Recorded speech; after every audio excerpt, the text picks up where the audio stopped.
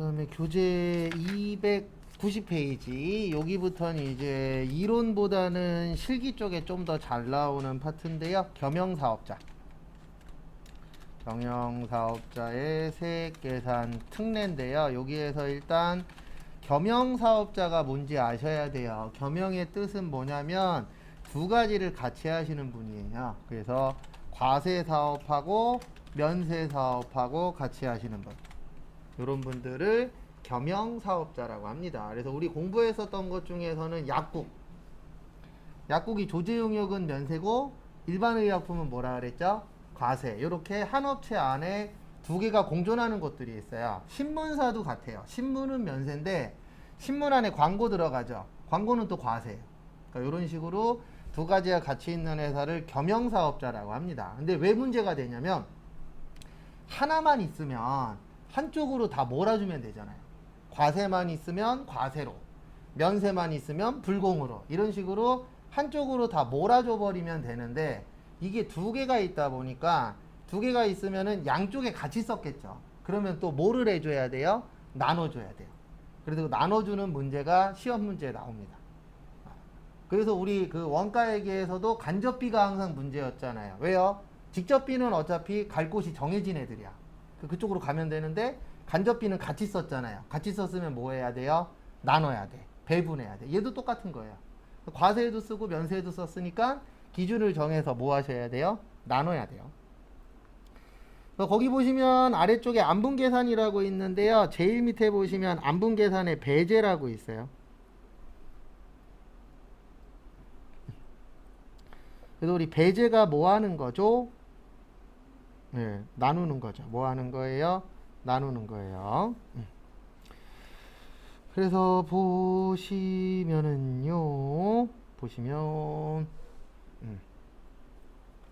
나누는데 배제는 이제 나누면 안 된다는 뜻입니다. 그래서 거기에서 5% 미만. 그래서 안분계산 배제에서 일단 몇 프로 미만일 때요? 5% 미만. 이게 무슨 뜻이냐면 너무 작은 거예요. 네. 그러면 너무 작으면 안 나눠줘도 큰 문제가 있다 없다? 없다. 그래서 5%보다 작으면 그냥 하지 말자. 그 뜻이에요.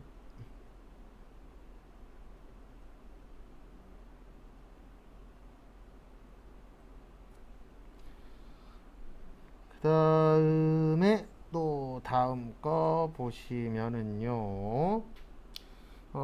근데 다만 재화의 공급가액이 5천만 원 이상인 경우에는 무조건 해야 돼요. 왜냐면 5천만 원이면 금액이 크다 작다? 크다. 그래서 그때는 무조건 해야 됩니다. 그 다음에 두 번째, 공급가액이 얼마 미만일 때요? 50만 원 미만일 때. 그러니까 50만 원 미만이면 크다 작다? 작다. 작을 때는 하지 말자. 근데 크면은 하자인데 요 기준이 5%가 그 5와 관련된 게 많아요. 몇과 관련된 거요? 5.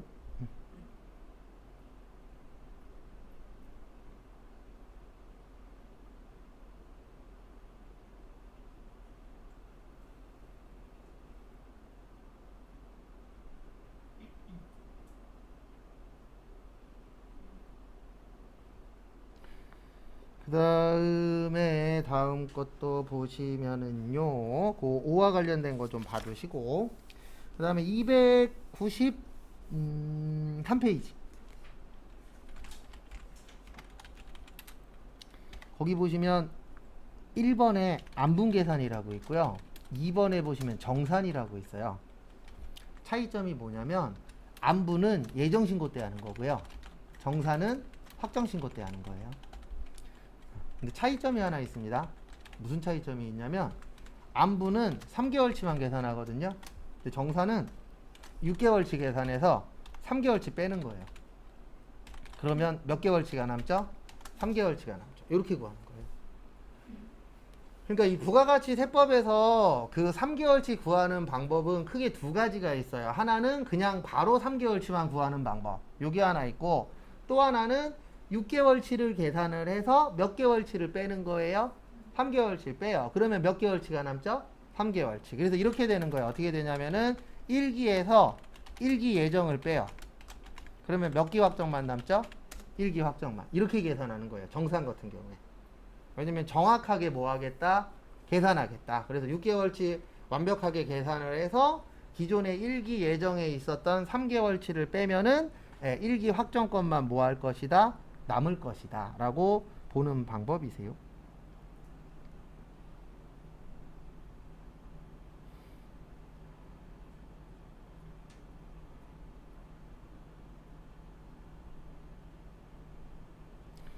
참고하시고요.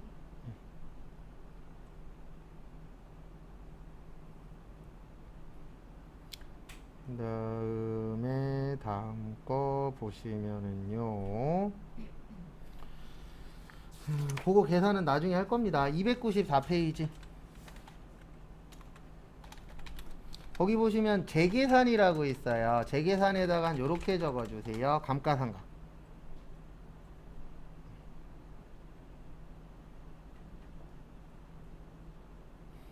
무슨 상각이요? 감가상각.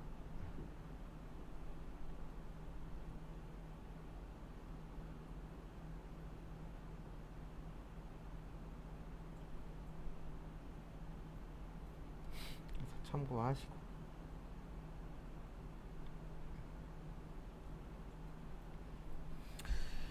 그래서 재계산을 하는데 왜 감가상각자산을 재계산을 하냐면은요, 어저께 제가 잠깐 이 얘기한 적이 있어요.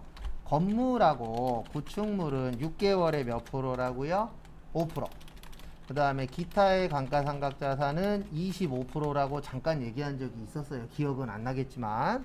그래서 이 감가상각 같은 경우에는 어떤 문제가 생기냐면 이게 단기간에 끝나는 게 아니죠.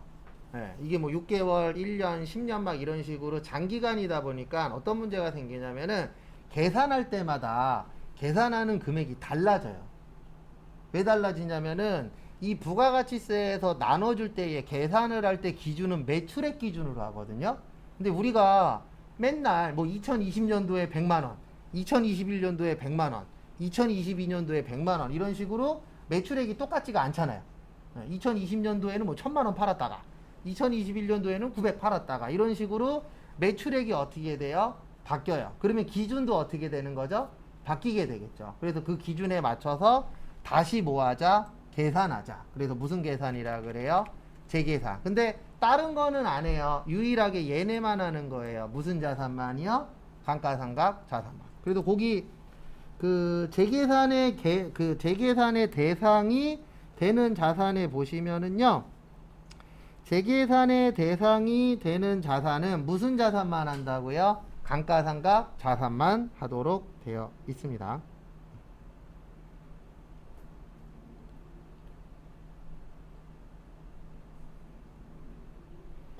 참고하십시오.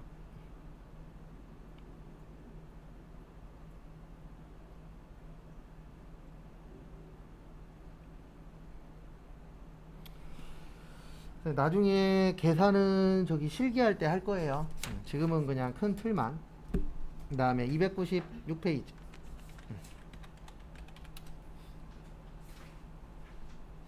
그리고 제가 좀 전에 이메일로 저기 전산세무 2급 기출문제 보내놨어요. 그래서 그거 집에서 줌으로 하셔야 되는 분들은 꼭 다운로드 받아 놓으시고 거기에 있는 걸로 이제 실기할 때 다 할 거니까요.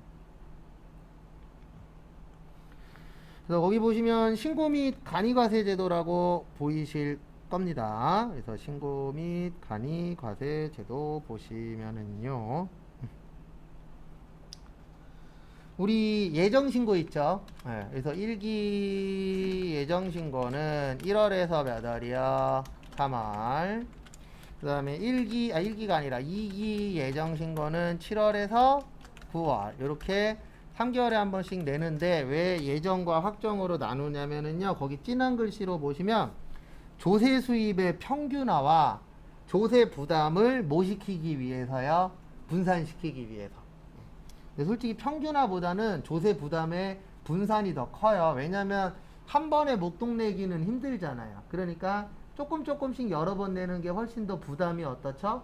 덜 되죠. 그래서 우리가 할부로 내는 이유가 뭐예요? 조금씩 나누어서 내면 부담이 뭐 하니까요? 덜 하니까 이제 할부로 하는 거죠. 그래서 그런 개념이라고 보시면 될 것 같습니다. 그 다음에 거기 제일 밑에 보시면은 개인 사업자라고 있어요. 고지납부 원칙.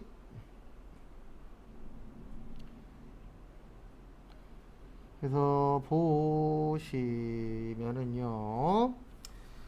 관할 세무서장은 개인 사업자에 대하여 예정 신고 기간마다 직전 과세 기간에 납부세액의 몇 프로요? 50% 반만큼 이제 내게 되어 있습니다. 그 다음에 얼마가 안 되면은요, 30만 원이 안 되면 고지서 발송할 필요 있다 없다? 없다. 그러니까 여기에서 키포인트는 요거예요. 아까도 적어드렸었는데 예정 고지납부의 키포인트는 일단 개인만 가능하고 직전 확정 신고 금액의 몇이요?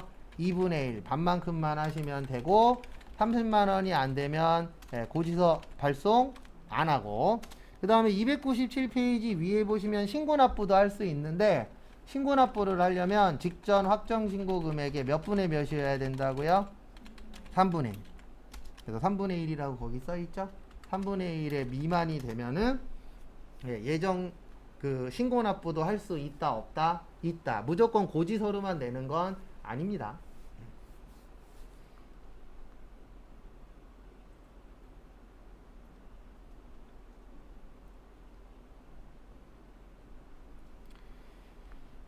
그 다음에 다음 것도 보도록 하겠습니다.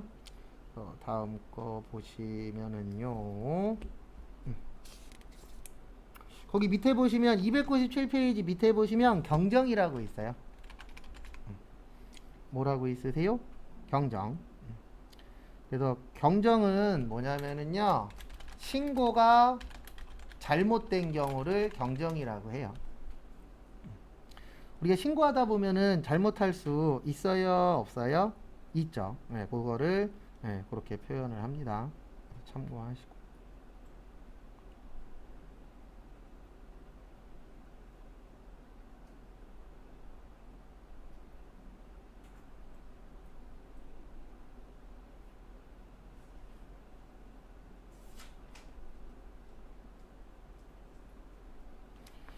그 다음에 결정이라는 것도 있어요. 거기 교재에는 없는데 결정은 무신고라고 생각을 하시면 되세요.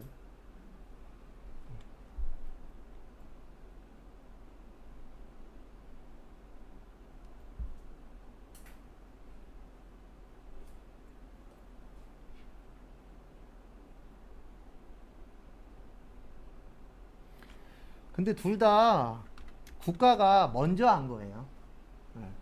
그러니까 어떻게 보면 세금 신고도 속도전이에요. 내가 깜빡하고 신고 안 했을 수도 있죠. 그럼 국가가 결정 내기 전에 내가 미리 신고를 해버리면은 세금을 덜 낼 수가 있어요. 왜냐면 이 결정에 무서운 게 하나 있어요. 매입세액 하나도 안 빼줘요. 괘씸죄로. 신고 안 했잖아요. 그럼 국가에서 좋게 봐요, 나쁘게 봐요? 나쁘게 봐요. 그래서 아예 매입세액을 1원도 안 빼줘요. 그러면 내야 되는 금액이 훨씬 더 어떻게 되죠? 많아지죠. 그래서 원래 100만 원 내야 되는데 2, 300을 낼 수도 있어요. 신고를 안 하면. 근데 왜 이렇게 만들어 놨냐면 정상적으로 신고하는 사람이 있고 신고를 안 하는 사람이 있어. 그러면 당연히 신고를 한 사람이 더 좋아야 되잖아요. 그래서 신고 안 하다 걸리면은 매입세액 1원도 안 빼줘요. 그리고 거짓말하다 걸리면은 괘씸죄로 40% 두드려 맞아요. 가산세로. 그래서 그 세무사 사무실에 돈 쓰고 그 다음에 직원들을 채용하는 이유가 뭐예요? 이런 거 놓치면 어떻게 되니까? 큰일 나니까. 왜냐면 안 내도 되는 돈 나가면은 회사 입장에선 타격이 커지잖아요. 그래서 신고도 정상적으로 하시는 분들이 가장 어때요? 좋아요. 그리고 대부분 세무사 사무실을 쓰는 이유는 뭐냐면 세무사 사무실을 쓰면 조금이라도 더 뺄 수 있는 방법을 그분들은 알아요, 몰라요? 알아요. 그렇게 해갖고 좀 더 감면을 해주기도 합니다. 그래서 저도 예전에 프리랜서로 일할 때 세금 신고해야 되잖아요. 그러면 저는 정확하게 신고하는 것밖에 몰라요. 왜냐면 편법으로 신고를 해본 적이 없으니까. 그래서 세무사 사무실에 10만 원을 주면 내가 신고했으면 50인데 걔네가 신고하면은 30 나와요.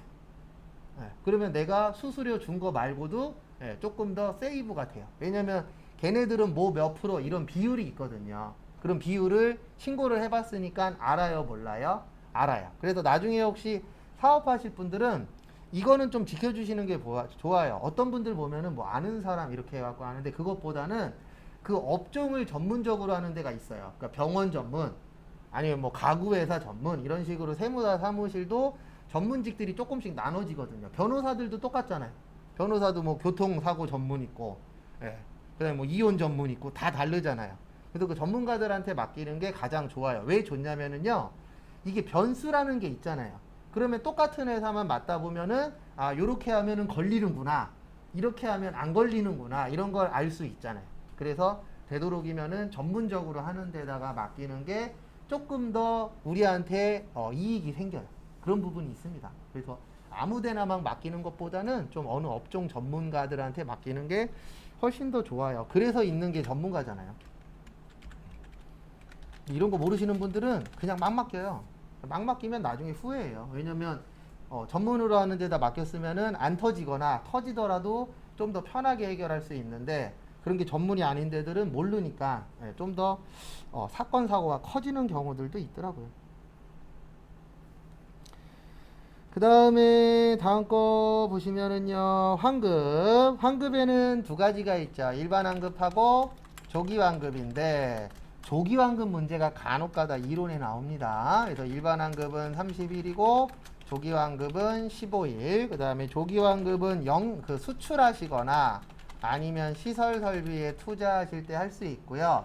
그 다음에 요게 하나 추가돼요. 세무에서 뭐가 추가되냐면은, 조기 환급 받을 수 있는 상황이 되면 한 달에 한 번씩 신고해도 되고, 두 달에 한 번씩 신고해도 되고, 세 달에 한 번씩 신고해도 돼요. 그러니까 신고 기간도 내 맘대로 할 수 있어요. 근데 뭐 1일부터 10일 이런 건 안 돼요. 한 달이냐, 두 달이냐, 세 달이냐인데 이거는 안 됩니다. 3월에서 4월은 안 돼요. 왜 안 되냐면 3월은 예정 신고죠. 4월은 무슨 신고죠? 확정 신고죠. 그래서 예정하고 확정을 섞는 건 안 돼요. 섞는 건 안 되는데 하나씩은 상관이 없습니다.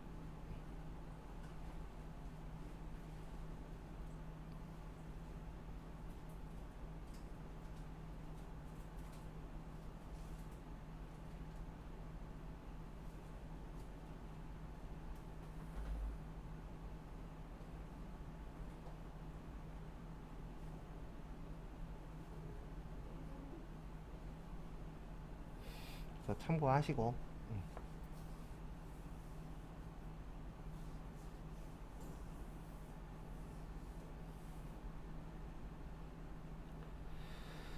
그 다음에 거기 보시면은요, 조기 환급 대상 좀 볼게요. 그래서 환급 대상 보시면 영세율 적용 대상일 때, 그래서 영세율을 적용받을 때 할 수 있고요. 그 다음에 사업 설비를 신설, 취득, 확장 또는 뭐 하는 때요? 증축하는 때. 그래서 왜 이럴 때만 혜택을 주냐면, 우리나라는 수출로 먹고 사는 나라라 그랬잖아요. 그래서 수출하면 혜택 주는 거고, 우리나라가 현재 가장 문제 중에 하나가 취업률이잖아요. 그러면 여기에서 말하는 시설 설비 투자라는 게 취업률하고 관련이 있거든요. 뭐 공장을 짓는다거나 아니면 기계를 산다거나 이런 식으로 사업 설비에 투자를 하게 되면, 시설 설비에 투자를 하게 되면은 취업률이 올라갈 수도 있어요, 없어요? 있죠. 그래서 우리나라는 두 가지만 해결되면은 좋은 나라 되는 겁니다. 총 세 가지구나. 하나 부동산. 근데 뭐 이거는 둘째 치고, 하나는 이제 출산율, 그 다음에 하나는 뭐야? 취업률. 이 두 가지가 해결이 돼야 돼요. 근데 제 개인적으로 제일 급한 거는 출산율이에요. 출산율 올라가면 취업률은 어차피 나중 되면 자연적으로 해결돼요. 왜 해결되냐면은 인구가 없으니까. 지금 일본이 취업률이 거의 100%예요. 그리고 공무원도 투잡돼요. 투잡 허가해버렸어요. 왜요? 사람이 없어갖고. 그래서 지금 아마 코로나만 아니면 한국 분들 중에서도 일본으로 일하러 가시는 분들 많아질 거예요. 코로나 어느 정도 마무리되면 한국에서 일본으로 많이 갈 거예요. 근데 그 이유는 하나예요. 일본에서 사람들을 많이 취업을 뭐 할 거니까요. 시켜줄 거니까. 그리고 저 전에 다니던 데도 코로나 전에 보면은 그 일본으로 이렇게 취업 가는 반이 따로 있어요. 그래서 일본어 수업도 해줘요. 따로. 프로그래밍 학원이었는데 프로그래밍 가리키고 그 다음에 일본어 수업도 하고. 근데 실질적으로 취업해서 가시는 분은 그렇게 많지는 않아요. 예, 왜 그러냐면 일단 일본어 그렇게 배워갖고 잘 해요, 못해요?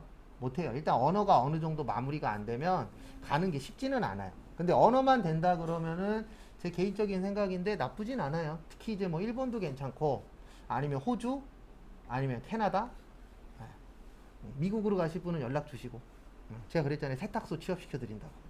예, 내가 갈까 고민 중이에요. 그래도 요거 시험 문제 나와요. 요거.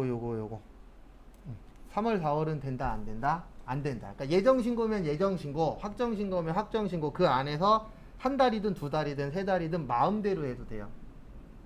근데 예정 확정 섞는 거는 안 됩니다. 그것만 좀 주의하시면 돼요.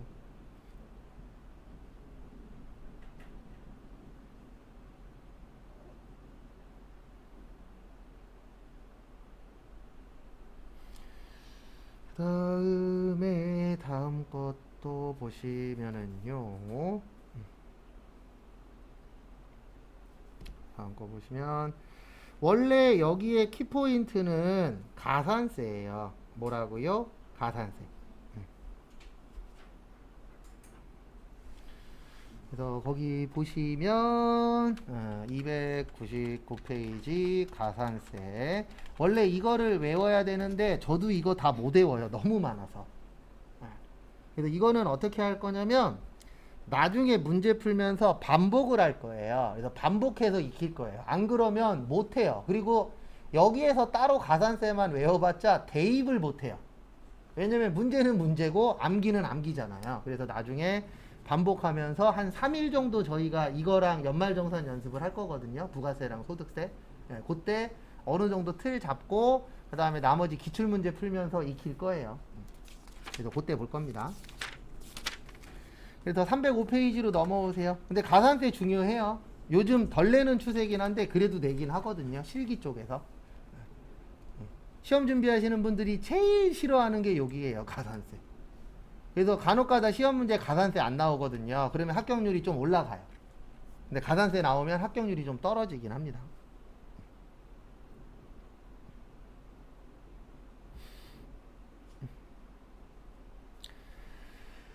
그 다음에 저기 간이가세제도. 우리 간이가세제도는 잘 외우고 있죠.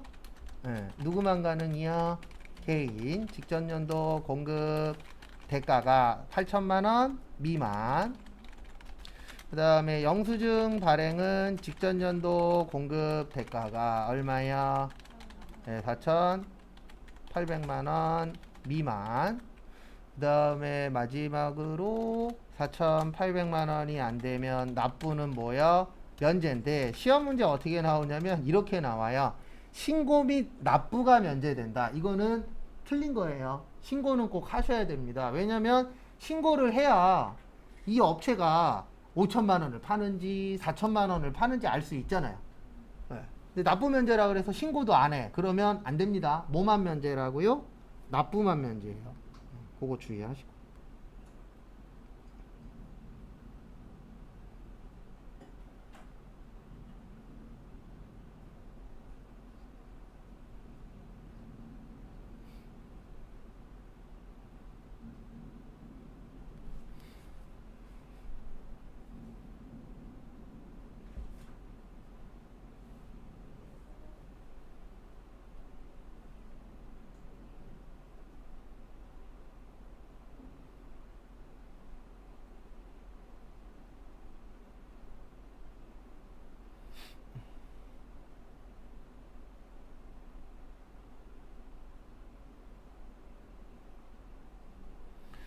그 다음에 여기에서는 요것만 잘 기억하시면 돼요. 뭐 나머지는 그냥 봐도 되고 안 봐도 되고. 왜냐면 저희 시험이 이론이 많이 나오는 시험이면 안에 있는 거 다 알아야 되는데 무려 이론이 3개 나와요. 범위는 되게 넓은데.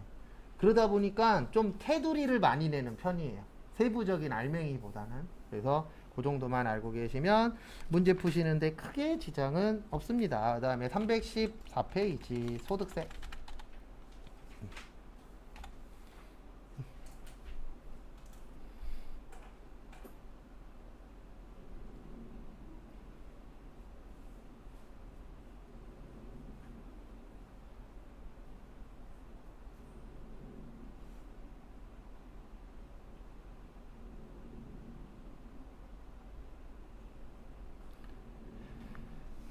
다음에 보시면 소득세는요, 얘는 더 심해요. 뭐가 더 심하냐면은 이론에서 2개 나와요. 실기도 2개 나와요. 근데 차이는 뭐냐면 이론 2개는 4점이거든요. 실기 2개는 15점이에요. 배점이 완전히 다릅니다. 그래서 우리는 이쪽 위주로 할 거예요. 왜냐면 얘는 완벽하게 준비한다라는 게 불가능한데 얘는 어느 정도 준비할 수 있거든요. 그래서 우리 목표는 15점에서 10점. 그 다음에 부가가치세가 실기에서 10점 나오거든요. 우리 목표는 10점에서 5점. 그래서 총 4문제에서 25점 나오는데 거기에서 15점 이상 맞추는 게 목표입니다. 근데 어느 정도 가능해요. 거의 보면은 한 17점에서 18점 정도가 제일 많이 나와요. 그리고 이쪽 파트는 부분 점수가 있어요. 이거 부분 점수가 없으면 큰일 나요. 왜냐면 10점짜리인데 하나 틀렸다고 빵점이야. 그러면 합격률 확 내려갑니다. 분명히 있는데 문제는 뭐냐면 뭐 몇 점인지는 안 나와요. 그래서 회계하고 세무하고 틀린 게 뭐냐면 회계는 가채점하면 내가 어느 정도 붙었는지 떨어졌는지 아는데 실무는 몰라요. 결과 나와봐야 알아요. 왜냐하면 부분 점수가 큰 걸 맞았을 수도 있고 부분 점수가 큰 걸 틀렸을 수도 있어요. 그래서 약간 그런 차이점은 있습니다. 그래서 그 부분은 참고하시고요. 그래서 앞에 보시면은요. 앞에 보시면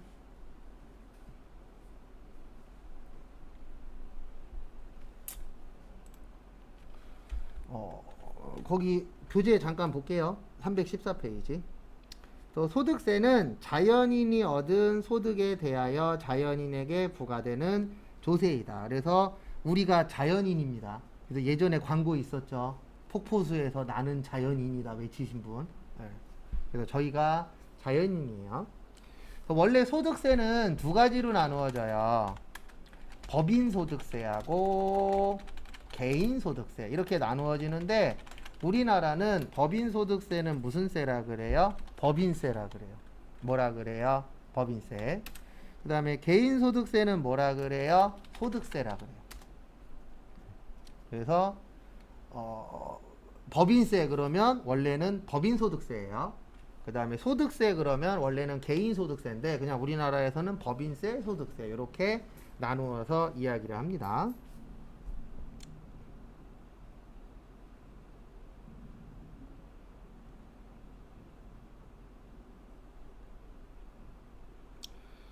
그래서 보시면은요, 거기 보시면 소득세의 특징 보시면은요,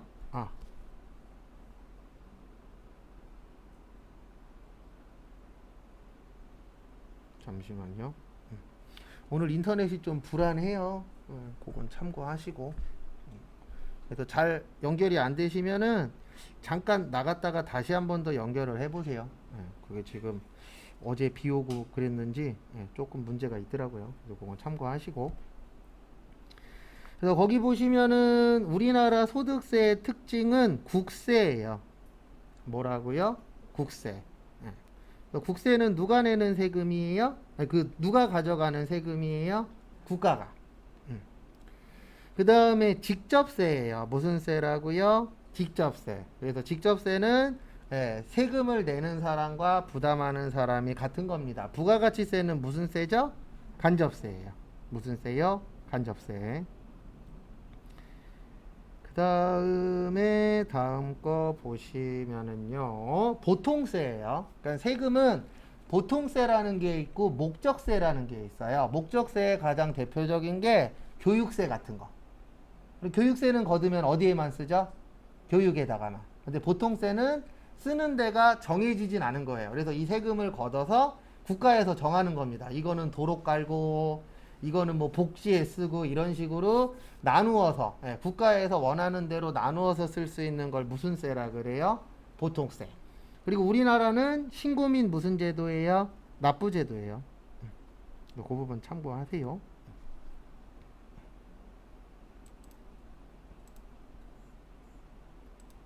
됐다. 그 다음에 거기 보시면 이거 외워야 돼요. 뭐 외워야 되냐면 소득세는요 크게 세 가지로 나누어져요. 몇 가지로 나누어져요? 세 가지. 그래서 첫 번째로 종합소득세, 그 다음에 두 번째로 퇴직소득세, 세 번째로 양도소득세. 이렇게 나누어서 세금 낸다 그래서 이거를 분류과세라 그래요. 무슨 과세라 그래요? 분류과세.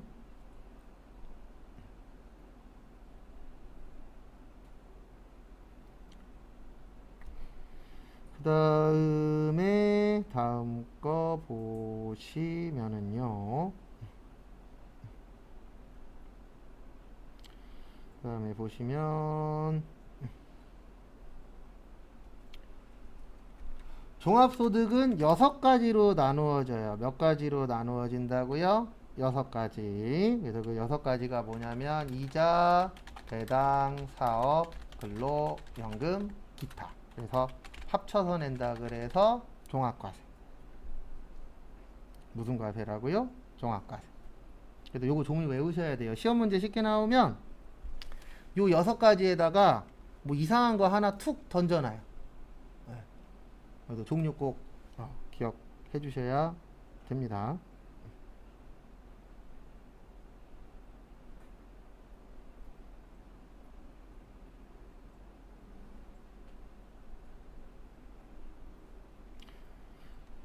그 다음에 하나 더 있어요. 분리과세라고. 그래서 분리과세는 원천징수로 과세가 종결되는 것을 얘기하고요. 저희 시험에 자주 나오는 거는 일용직하고 복권당첨금. 요게 대표적인 분리과세예요.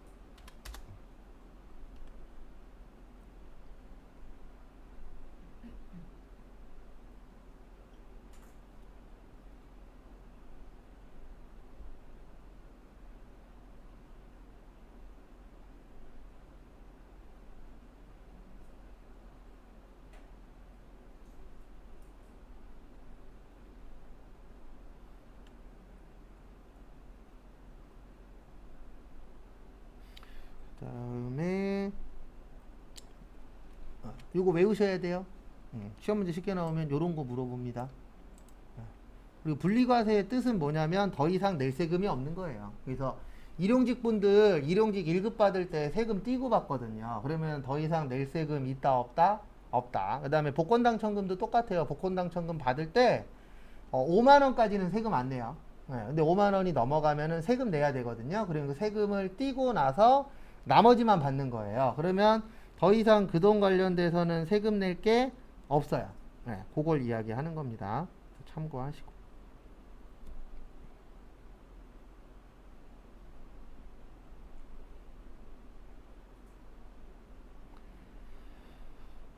그 다음에 보시면 거기 315페이지 밑에 잘 나와 있어요.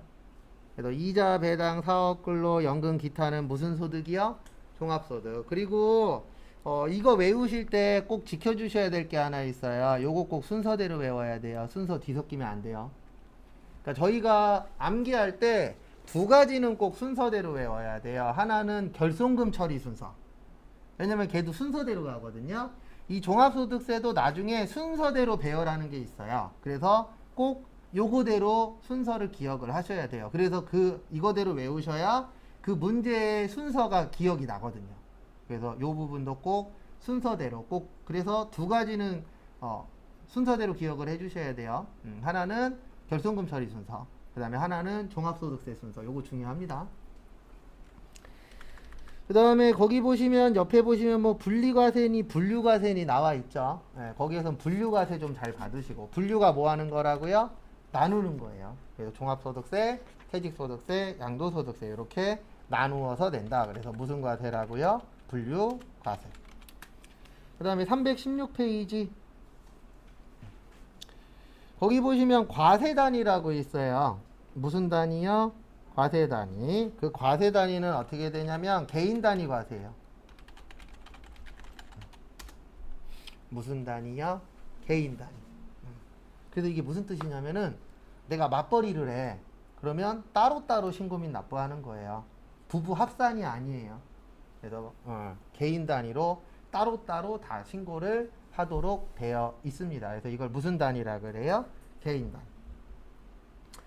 그 다음에 우리나라는 신고 및 납세주의로서 이 소득세는요, 5월 1일부터 언제까지요? 5월 31일까지.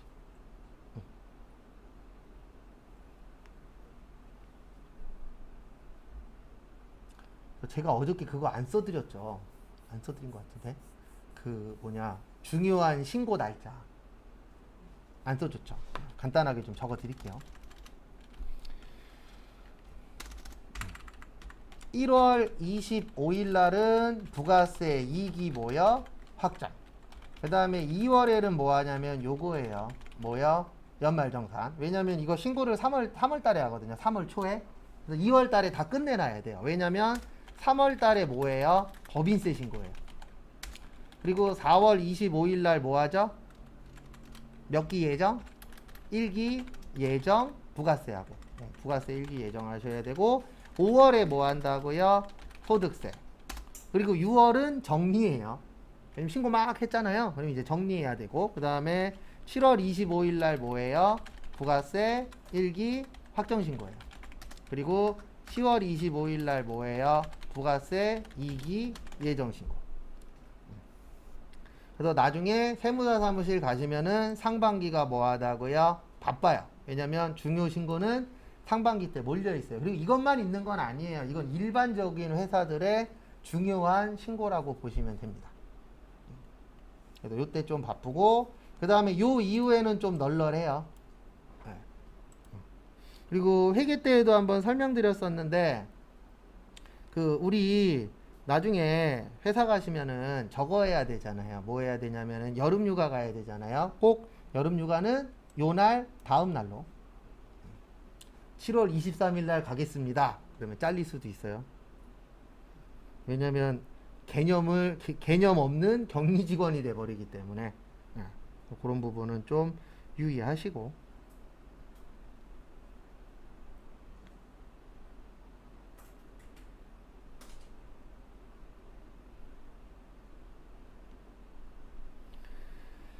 그 다음에 우리나라는 원천징수 제도입니다. 그래서 예납적 원천징수가 있고요. 원천징수에는 두 가지가 있어요. 예납적이 있고 완납적이 있어요. 요 예납적의 가장 대표적인 게 근로소득세예요. 그래서 우리 월급 받을 때 한 달에 한 번씩 세금 떼죠. 맞죠? 그리고 2월 달에 연말정산 해요, 안 해요? 해요. 2월 달에 연말정산을 왜 해요? 한 달에 한 번씩 낸 게 정확하니까 부정확하니까? 부정확하니까. 그래서 요게 예납적이에요. 예납적이 뭐냐면 미리 세금만 내놓는 거예요. 그랬다가 신고하면서 많이 냈으면 돌려받고, 적게 냈으면 뭐예요? 더 내고. 그래서 그거를 예납적 원천징수라고 하고, 완납적 원천징수는 다 낸 거예요. 그러면 더 이상 낼 게 있다 없다? 없다. 그래서 대표적인 건 아까 설명드린 것처럼 이제 일용직 분들하고 뭐라고요? 복권당첨금. 참고로 일용직 하시는 분들은 하루 일당 15만 원까지는 세금 안 내요. 예전엔 10만 원이었는데 올랐어요. 물가 상승률 반영해서. 그리고 요즘에 일용직 나가시면 한 12만 원에서 13만 원 받는데요. 남자들은.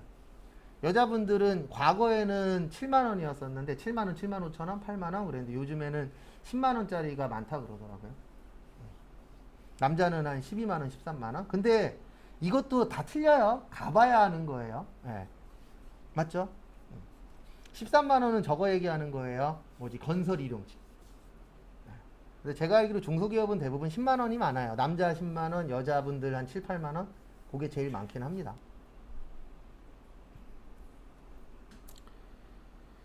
그 다음에 거기 밑에 현행 원천징수제도 보시면은요, 거기 두 번째 줄에 다음 달 10에다가 밑줄 좀 쳐주세요. 다음 달 며칠이요? 10. 그래서 원천징수 신고해야 돼요. 요것도 신고 및 납부하는데 얘네는 언제까지 하냐면 다음 달 며칠까지? 10일까지. 참고로 4대 보험도 다음 달 10일까지 납부해요. 그래서 4대 보험 관련해서 고지서 날라오죠. 그러면 다음 달 며칠까지요? 10일까지. 그래서 원래 은행 갈 때 10날하고 25일은 피하라 그랬어요. 왜요? 10날은 세금 내는 날이야. 25일 날도 세금 내는 날이야. 그래서 그때는 은행 가면은 지금이야 은행에 손님이 많이 없지만 대부분 인터넷으로 하니까. 근데 예전에 인터넷이나 이런 게 발달하기 전에는 그날 잘못 갔다간 하루 종일 은행에만 있었어야 됐죠. 네. 그래서 많이 좋아졌죠. 이제는 은행 갈 일이 거의 없잖아요. 네. 저도 은행 한 2년에 한 번씩 가요. 대출 받으러. 네. 아니면 이제 저기 뭐냐, 똑같은 집에 있다 보니까 지금은 그냥 연락만 하면 자동 연장 되더라고요. 이사 가지도 않았고, 그 다음에 저기 뭐냐, 다행히도 전세금을 올리지도 않고 내리지도 않고 똑같으니까. 왜냐면 전세금 올려봤자 나중에 돌려줄 것만 많잖아요. 자꾸 안 올리시더라고요.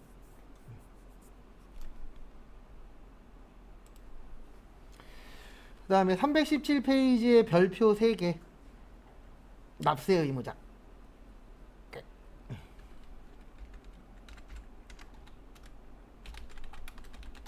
두 가지가 있습니다. 납세 의무자에는 거주자하고 비거주자.